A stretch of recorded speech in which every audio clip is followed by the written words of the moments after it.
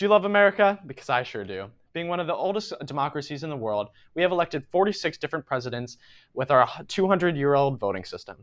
But this voting system is really starting to show its flaws. Today, we're going to take a look at how we can improve and better our democracy through voting reform. First, we'll take a look at the Electoral College, then we'll cast our vote on ranked choice voting, and finally, we'll elect a national federal day off for voting. Let's jump into the polls. But before we talk about reform, we have to acknowledge that some people say that America's voting system is good and that it's worked for the past 200 years and that is better than many other countries' democracies. Well, yes, this is true. We should always try to improve our democracy, and good isn't good enough. Since the beginning of our nation, the US has used the Electoral College. The Electoral College works by you voting for an elector who then votes for the candidate chosen. But this leads to a lot of problems, as in some cases, one party may win the popular vote but lose the Electoral College, leaving the party feeling not represented and robbed of their election. This creates a lot of polarization. Another major problem is that a person living in a very, very red district may not, and who is wanting to vote blue, does not feel like their vote has any real power, as it does not contribute to the whole nation's election, and their votes are often overshadowed by people in the district.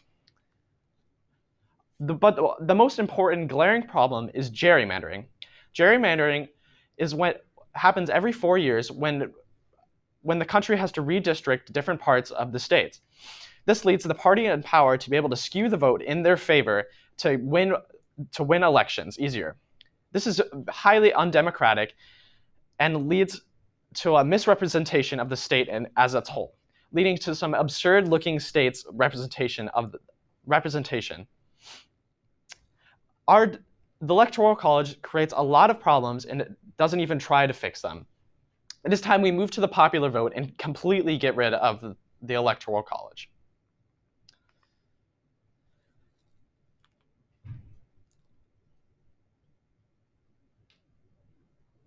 I'm blanking. Oh my God.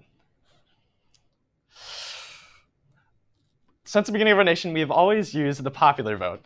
The popular vote works by voting for a candidate, and whoever has the most votes wins. But this leads to a lot of problems, as it does not truly represent your true opinion and does not allow political parties to have a chance. Because of the political climate now, there are only really two main parties. Those two main parties make it so you have to either settle for one party or the other, as voting for any other candidate in some other party or a different part of the party almost is to throw away your vote. Another major problem, and this also creates voters not feeling like their candidate chosen is truly representing their opinions. But there has been different voting systems that the US needs to incorporate. One of the major ones is ranked choice voting. Ranked choice voting works by listing the candidate you would like the most down to the candidate you would like the least. This allows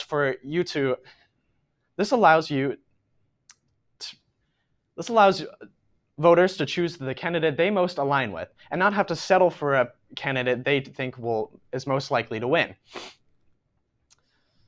This depolarizes our political climate, as a politician can always be a voter's second choice, and so thus needs to try to pander to them to increase their popularity.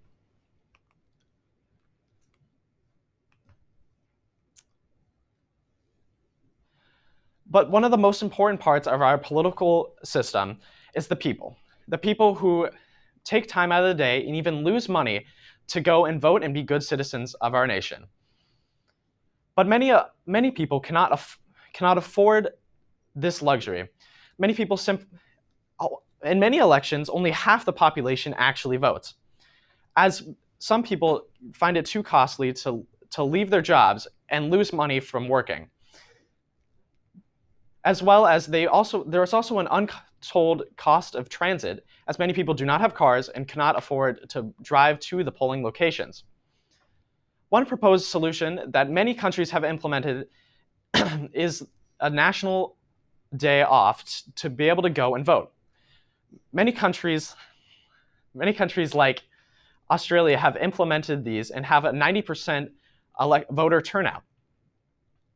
This allows for the true representation of our democracy and allows voters to get to the polls and be good citizens.